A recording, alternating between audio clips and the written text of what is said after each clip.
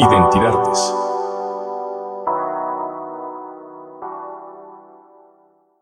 Bienvenidos sean todos ustedes a una edición más de este podcast Identidades, el podcast del Centro de Documentación e Investigación de las Artes de la Secretaría de Cultura del Estado de Michoacán. En esta ocasión, en el marco de las actividades tituladas Crónicas de los 200 años del Estado Federal de Michoacán, nos acompaña el doctor Álvaro Ochoa Serrano para hablarnos sobre su labor como cronista de la región Lerma-Chapala. Doctor, muy buenos días, ¿cómo está? Buenos días, muy bien. Es un gusto que nos acompañe en las actividades de estos 200 años del Estado Federal de Michoacán y también agradecer a Cronistas por Michoacán, Asociación Civil, que esté participando con nosotros en estos podcasts. La palabra es toda suya, doctor, por favor, adelante. Sí, vamos a hablar dentro de esta región Lerma-Chapala de la Ciénega de Chapala, a secas.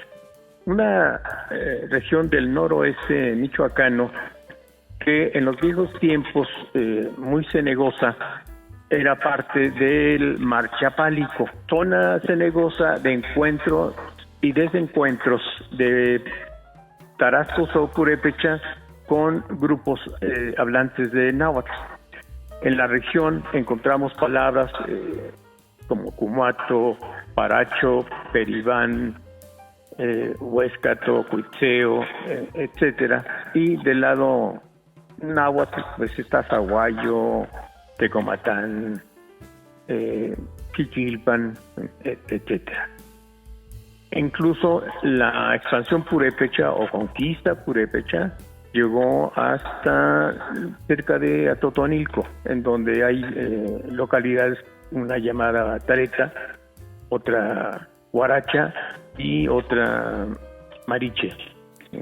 Bueno, esto para que no se nos olvide de este pueblo conquistador, también de la época prehispánica. Ya en la vida colonial surge un latifundio, que es Huaracha Buenavista, que sobre todo Huaracha en su expansión se va sobre los pueblos de indios, los pueblos indígenas, por ejemplo de San Pedro Caro, Santiago Zaguayo, San Cristóbal Pajacuarán, etcétera. Lo que genera descontento frente a la hacienda. De tal manera que la guerra de independencia en esa región no es otra que una cuestión agraria de fondo. El desquite de los pueblos de indios frente a la hacienda de Guarachaspé, la familia Jasso personificaba como la parte realista o española. Precisamente San Pedro Caro sufre un arrasamiento por el apoyo que brindaba a la resistencia de la isla de Mezcala, en el centro norte del Mar Chapálico. Febrero de 1815, dentro del movimiento general de José María Morelos. La resistencia de Mezcala no es solo un lugar, sino esta lucha por la independencia bajo un plan, repito, el de José María Morelos, porque la insurrección de Jalisco tenían el cuartel general en el fuerte de San Miguel, entre Los Reyes y Peribán. José María Vargas y Trinidad Salgado eran los que hacían frente a la insurrección en esa parte en la que se comprendía la Ciénega de Chapala y la existencia de la isla de Mezcala. Ya en la vida nacional, esa región, sobre todo ya en la parte republicana, por supuesto también tiene que ver con el hacendado de Buenavista, ahora se llama Vista Hermosa, Francisco Velarde de la Mora, que se pone del lado del Imperio Maximiliano, y la zona, por supuesto, también es escenario de algunos vamos a llamarle encuentros de estas fuerzas en esa región. En el Porfiriato vale destacar la presencia de Esther Tapia de Castellanos, esposa del hacendado Ignacio Castellanos de la hacienda de Cumuato, en donde Esther Tapia, todo un personaje en las letras del occidente mexicano, pues establece una escuela, porque ellos creen que es la educación el medio en el que sobre todo las mujeres podrían salir adelante, ¿sí? Los hombres preparados para el trabajo, ciertamente, pero también Esther Tapia pensaba en el futuro de las niñas.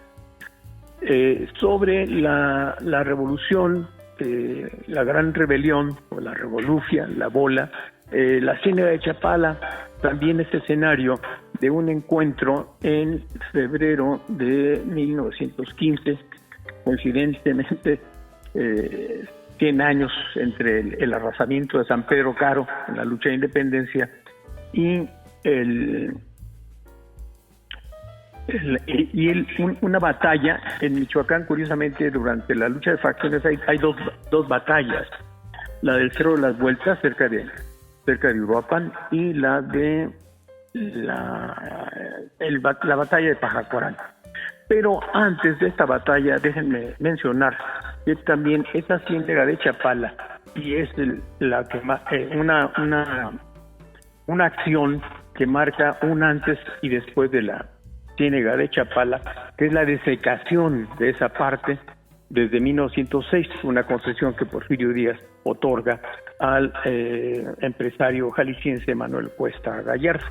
Precisamente en marzo de 1910, Porfirio Díaz va a la Ciénega, es decir, cada año iba a Chapala, al pueblo de Chapala, la villa de Chapala, de descanso, pero en marzo del 10 va a la hacienda de Briseñas, sede o centro de operaciones de la desecación de la Ciénega de Chapala, para admirar la obra. Incluso aparece en un álbum del centenario la hacienda de Briseñas, y también dar el respaldo político a Manuel Cuesta Gallardo, que se postulaba como candidato a gobernador de Jalisco, porque esta zona tiene que ver también cuando se tienden los linderos Jalisco-Michoacán en 1896-98.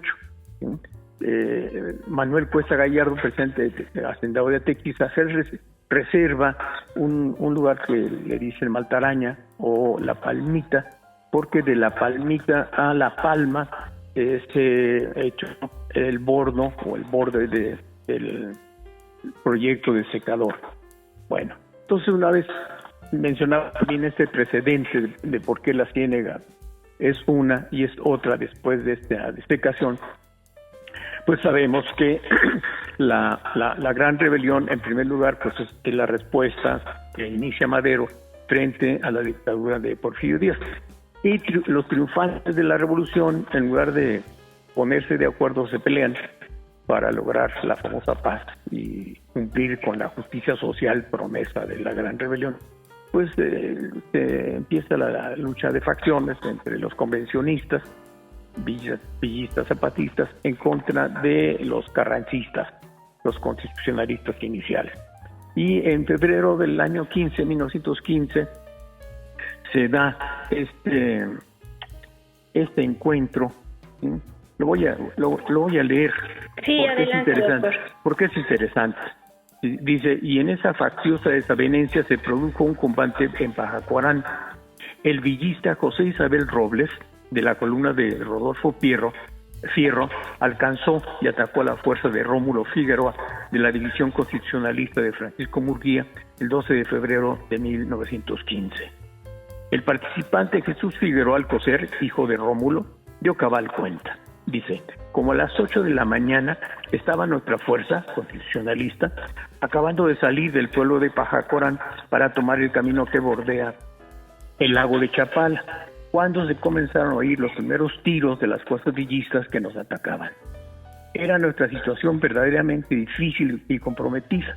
Por nuestra derecha el lago, a nuestra izquierda a solo una faja de escasos 50 metros, un cerro escarpado, y por la retaguardia un enemigo poderoso de cerca de 2,000 hombres que nos atacaba con furia, validos de nuestra imposibilidad para defendernos convenientemente y que venía materialmente arrollando a las impedimentas y mujeres. Rómulo Figueroa subió a una cañada empinada antes de San Pedro Caro. Ahí se hizo fuerte y repelió el ataque. Marchaba de La Piedad hacia el sur de Jalisco, por Ixtlán y Izapán, con el fin de reunirse a Francisco Murguía y Manuel M. Diegues para enfrentar al propio Pancho Villa en la cuesta de Sayula el 17 de febrero.